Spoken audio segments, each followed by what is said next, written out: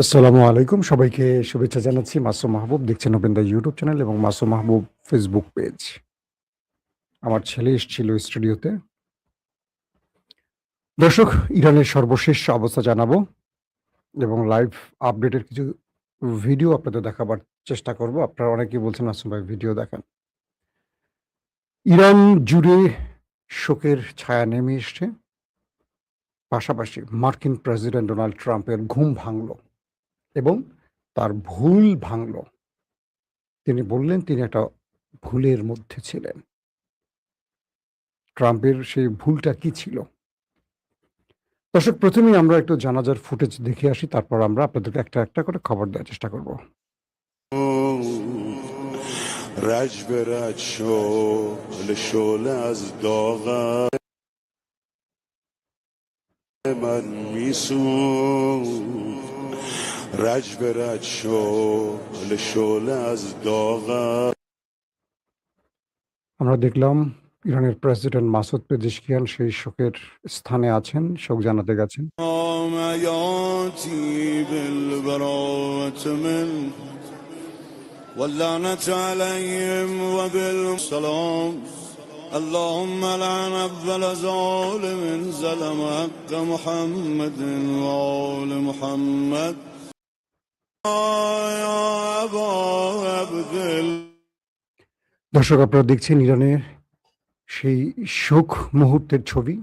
জানাজায় লাখো মানুষ হাজির হয়েছে এবং হাজারো নারী, হাজারো পুরুষ বলা যাবে না, লাখো নারী, লাখো পুরুষও বলা যাবে না, কোটি পুরুষ নারী একত্রিত হয়েছে ইরানে। প্রতিটি মানুষের চোখ ভেজা, কান্না। সেই দৃশ্যগুলো ইরান থেকে সরাসরি দেখাচ্ছে বিভিন্ন গণমাধ্যম। যে দৃশ্যগুলো আসলে ইরানের যারা জনগণ রয়েছে তাদের হৃদয় ভেঙে দিচ্ছে। তাদের প্রিয় নেতার শাহাদাতের সেই মুহূর্তটি তাদের সারা জীবন মনে থাকবে। দর্শক, আমরা আরো কিছু ফুটেজ দেখাবো, তারপর মূল আলোচনা করবো। چه بگویم نگفتم پیداست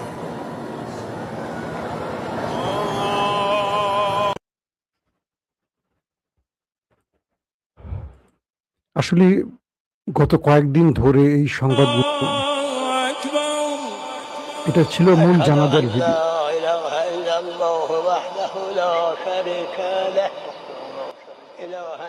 আপনারা দেখছেন আয়াতুল্লাহ আলী খামেনির জানাজার দৃশ্য।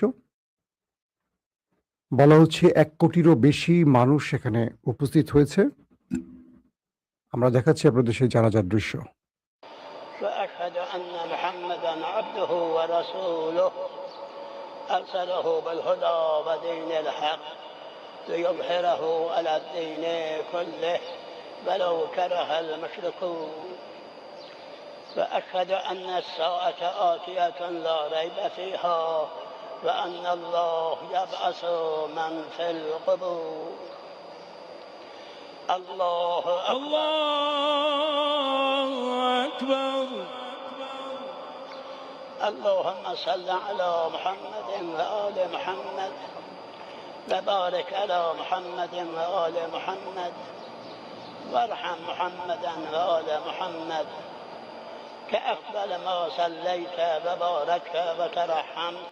আপনারা একটু আগে যাদেরকে দেখলেন, 3 জন মুস্তফা খামেনির ভাই অর্থাৎ আয়াতুল্লাহ আলী খামেনির 3 ছেলে সেখানে উপস্থিত হয়েছে। তাদের 3 জনকে এইমাত্র দেখানো হলো ক্যামেরায়। والشهداء والصديقين وحسن أولئك رفيقا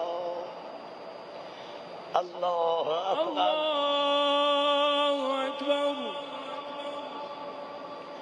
اللهم اغفر للمؤمنين والمؤمنات পৃথিবীর ইতিহাসে, والمسلمين আবারও বলছি, পৃথিবীর ইতিহাসে সবচেয়ে বড় জানাজা দেখা হয়েছিল এই ইরানে 1989 6 জুন, যখন রুহুল্লাহ খামেনি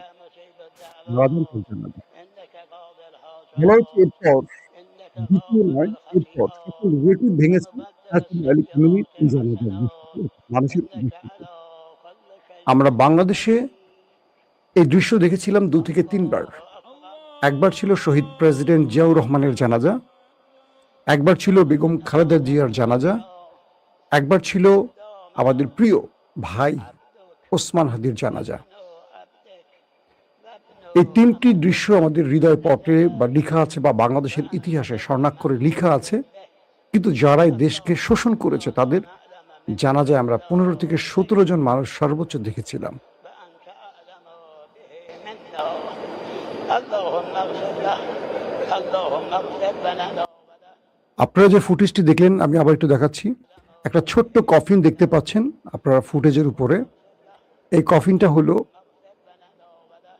মানে বড় কফিনটা দাদা আয়াতুল্লাহ আলী খামেনির, আর উপরে যে ছোট্ট কফিন মাত্র 14 বছরের জাহরার, এটা হলো আয়াতুল্লাহ আলী খামেনির যে নাতনি মাত্র 14 মাসের এক শিশু, ফুলের মতো সুন্দর একটা বাচ্চার মরদেহ, অর্থাৎ তার কফিন।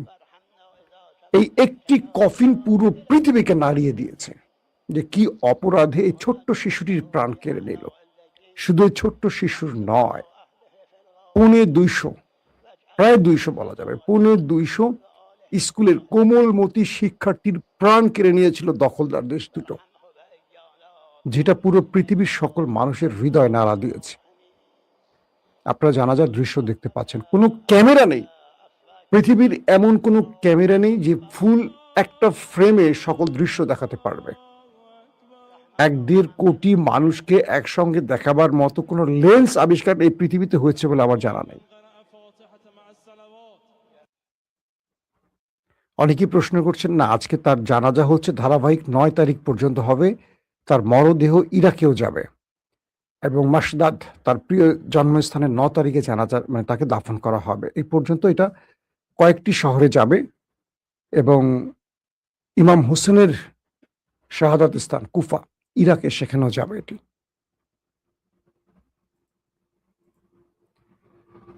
প্রিয় দর্শক, خانم مریم وحیدی بیاد اینجا. اگه منو میبینی بالا کار کنه تشریف بیارید اینجا. আমি আপনাদেরকে দেখালাম ইরানের ভেতর থেকে লাইভ আপডেটের কিছু পিকচার ভিডিও। দর্শক, আসি মূল খবরে। মার্কিন প্রেসিডেন্ট ডোনাল্ড ট্রাম্প ইরানের দৃশ্যগুলো দেখে অবাক হয়েছেন। তিনি বলেছেন, খামেনির শোকে কোটি কোটি মানুষ যে নেমেছে বা তাকে যে তার দেশের মানুষ এত ভালোবাসে এটা আমার জানা ছিল না। আমি ধরে নিয়েছিলাম বা আমাকে জানানো হয়েছিল যে তার মৃত্যু হলে দেশের মানুষ খুশিতে রাস্তায় নেমে আসবে এবং রেজিম চেঞ্জের জন্য, অর্থাৎ যে সরকারটি আছে খামেনির ইসলামী প্রজাতন্ত্রের যে সরকার, সেই দেশটির মানুষ সেই সরকারের পতন চায়। কোটি মানুষ রাস্তায় নেমে আসবে, খুব সহজে সরকারের পতন হবে। আমাকে এই তথ্য জানানো হয়েছিল, কিন্তু আমি যে দৃশ্য দেখলাম আমার গায়ের পশম দাঁড়িয়ে গেছে। আমার চোখ বিশ্বাস করতে পারছে না এই দৃশ্য কার দৃশ্য, কেমন দৃশ্য। যে ব্যক্তিকে আমরা মেরেছি সেই ব্যক্তি তার দেশে এত প্রিয়, এটা আমার জানা ছিল না। ডোনাল্ড ট্রাম্প বুঝতে পেরেছেন কি ঘটেছিল। আসলে কি ঘটেছিল আসেন সেটা একটু জানি।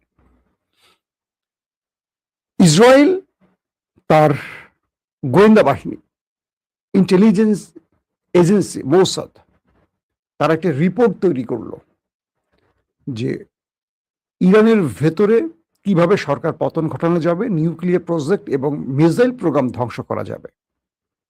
এর উপরে মার্কিন সিআইএ কে ইসরায়েলি প্রচুর অর্থ দিয়েছে, অভিযোগ আছে, এটা সত্য মিথ্যা জানি না। এবং সিআইএ যে রিপোর্ট তৈরি করেছে তারা ইসরায়েল পন্থী অথবা ইসরায়েল দ্বারা প্রভাবিত একটা গ্রুপ। মোসাদ এবং সিআইএ তারা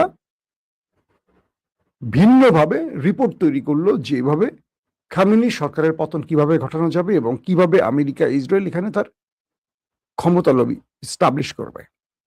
সেই রিপোর্টটি নিয়ে হাজির হয়েছে ট্রাম্পের কাছে মোসাদ প্রধান, সিআইএ প্রধান এবং নেতানিয়াহু পার্সোনালি দেখা করেছেন ট্রাম্পের সাথে আমেরিকা এসে। সেখানে বলা হয়েছে, মিস্টার প্রেসিডেন্ট ট্রাম্প, যদি আমরা খামেনিকে স্ট্রাইক চালিয়ে হত্যা করি তাহলে কোটি কোটি মানুষ রাস্তায় নেমে এসে আমাদের সাপোর্ট দিবে, অনায়াসে সরকার পতন হয়ে যাবে। এরপর আমরা ইরানের তেল গ্যাস সম্পদ লুট করে নিতে পারবো খুব সহজে। এবং এই ব্যাপারে মোসাদ এবং সিআইএ আমেরিকাকে একই মানে ট্রাম্পকে একই তথ্য দিল। এই তথ্যটি যে ভুল ছিল এটা ট্রাম্প এখন বুঝতে পেরেছেন। অর্থাৎ যখন স্ট্রাইক চালানো হলো,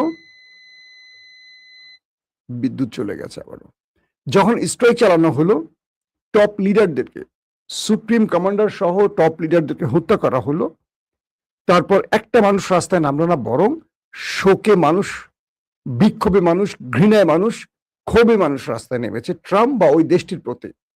কেউ খামেনির পতনের জন্য নামেনি। তখন থেকে ট্রাম্প বুঝতে শুরু করলেন কি ঘটতে যাচ্ছে, আমার রিপোর্ট আমি কি পেলাম আর ঘটতেছে কি, আমাকে সিআইএ কি দিল, মোসাদ কি দিল, নেতানিয়াহু কি দিল। এই তথ্যগুলো ছিল ট্রাম্পকে বিভ্রান্তিকর একটি এবং তাকে ভুল বার্তা দিয়ে যুদ্ধে নামানোর একটি খেলা।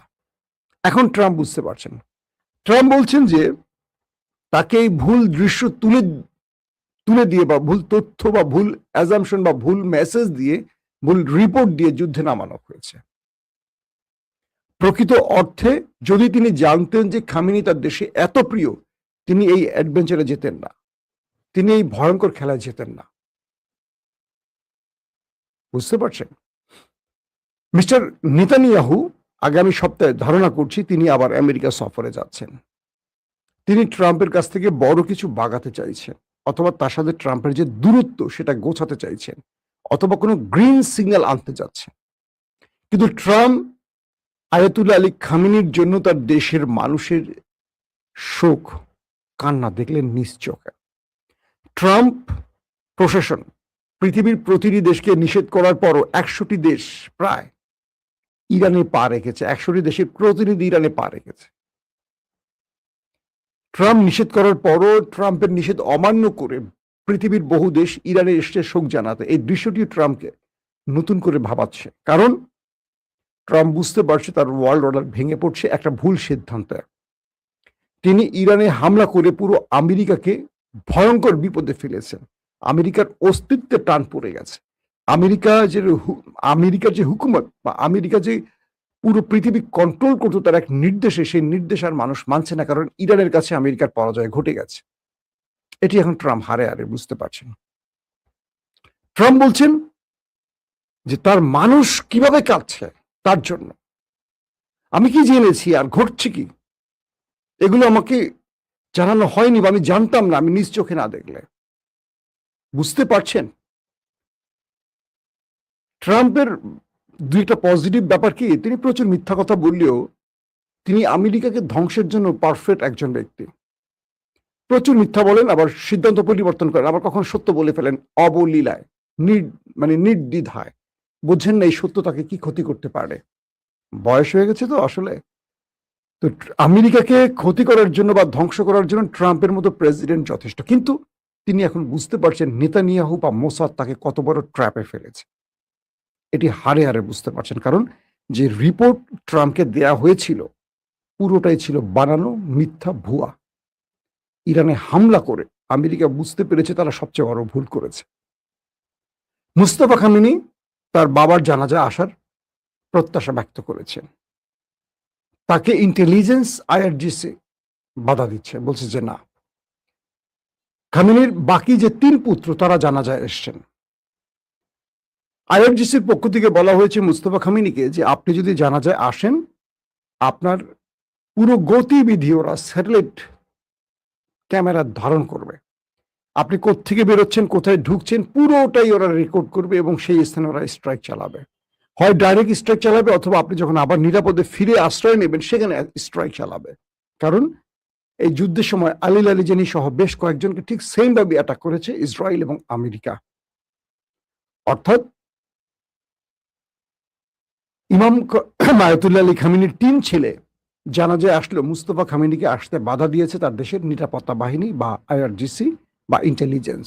কারণ এই সময় এই নেতার খুব দরকার, কারণ এই নেতার নেতৃত্বে ইরান বিজয় পেয়েছে, এই নেতার নেতৃত্বে ইরান সংগঠিত হয়েছে, এই নেতার নেতৃত্বে পৃথিবীতে ইরানের আজকের এই অবস্থান। কারণ রাজনৈতিক যে ডাইমেনশন বা রাজনৈতিক যে প্রজ্ঞার চালগুলো ইমাম আয়াতুল্লাহ আলী খামেনির চেয়ে পারফেক্ট থ্রো করছেন এখন মুস্তাফা খামেনি। কারণ উনি ছিলেন বয়স্ক, উনি চাইতেন রাষ্ট্র যেন যুদ্ধে না জড়ায়, মানুষের শান্তির দিকে। আর মুস্তফা খামেনি চান রাষ্ট্র যেহেতু যুদ্ধে জড়িয়েছে, অগণিত মানুষের প্রাণ গেছে, তাহলে সমাপ্তি হবে রক্ত দিয়েই। কারণ আল্লাহর কোরআন নির্দেশ করে রক্তের বদলা রক্ত, এবং যে লড়াইয়ের জন্য আল্লাহর কোরআন নির্দেশ করেছে সেই আয়াতের প্রতি তার যেই মানে মুস্তফা খামেনি সেই আয়াতের প্রতি তার বিশ্বাস থেকে লড়াইটা করেছেন। তার একটা স্টেটমেন্ট এইভাবেই আসছে। পুরো ইরান এই মুহূর্তে শোকে আচ্ছন্ন হলেও সেই শোক থেকে ইরান নতুন করে তার প্রত্যয় ব্যক্ত করেছে। লাল পতাকা উজ্জ্বল করা হয়েছে ইরানে, বলা হয়েছে প্রতি ফোঁটা রক্তের বদলা নেওয়া হবে। তার মানে ইরান একটা বড় যুদ্ধের প্রস্তুতি নিচ্ছে। আমেরিকা ইরানের পুরো বিষয়টা ফলো করছে। ইসরায়েল এখান থেকে সাসপেক্ট বা টার্গেট ব্যক্তিদেরকে আবার টার্গেট করার জন্য তার প্ল্যান বাস্তবায়ন করছে। অর্থাৎ একটি শোক অনুষ্ঠান থেকে প্রতিটি দেশ তার টার্গেটে নজর রাখছে। পাশাপাশি পুরো পৃথিবীকে ইরান যে বার্তাটি দিয়েছে মুসলিম বিশ্বকে এক হওয়ার, এবং প্রতিটি দেশ যখন শোক জানাতে ডায়াসে আসছে, প্রতিটি দেশের জন্য ভিন্ন ভিন্ন কোরআনের আয়াত তেলাওয়াত করা হচ্ছে ইরানের পক্ষ থেকে। সৌদি আরবের জন্য একটি, তুরস্কের জন্য একটি, বাংলাদেশের জন্য একটি, আফগানের জন্য একটি, পাকিস্তানের জন্য একটি, প্রতিটি দেশের জন্য ভিন্ন ভিন্ন। অর্থাৎ যে দেশগুলো যেখানে ভুল করছে তাকে কোরআনের ওই আয়াত দিয়ে সেই বার্তাটি দেওয়া হচ্ছে। বুঝতে পারছেন কতটা পরিপক্ক, কতটা পরিকল্পিত, কতটা মেধা দিয়ে ইরান খেলছে। আর ইরানকে বলছে আমাদের দেশের তথাকথিত কাঠমোল্লারা, ওরা কাফের, ওরা মুশরিক, ওরা বেদিন, ওরা ব্লাব ব্লাব ব্লাব। কে কাফের, কে মুশরিক, কে ইহুদি, কে নাসারা, এটা বলবে আমার আল্লাহ, আপনিও বলবেন না, আমার রাসূলও বলেনি কখনো। তো আমাদের সেই কাঠমোল্লাদের আমরা কি বলবো? এরাই মুসলমানদেরকে বিভাজিত করে রেখেছে। ইরান মানে ইহুদি নাসারাদের এজেন্ডা বাস্তবায়ন করেছে। মানে এইসব কাঠমোল্লারা বুঝি হোক আর না বুঝি হোক ওই ইসরায়েলিদেরই পরিকল্পনা বাস্তবায়ন করছেন শেষ পর্যন্ত। দর্শক, আমরা ইরানের আপডেটগুলো আপনাদের কন্টিনিউ দেওয়ার চেষ্টা করব। আজকের মতো বিদায় নিচ্ছি। প্রত্যেকে ভালো থাকবেন। আল্লাহ হাফেজ।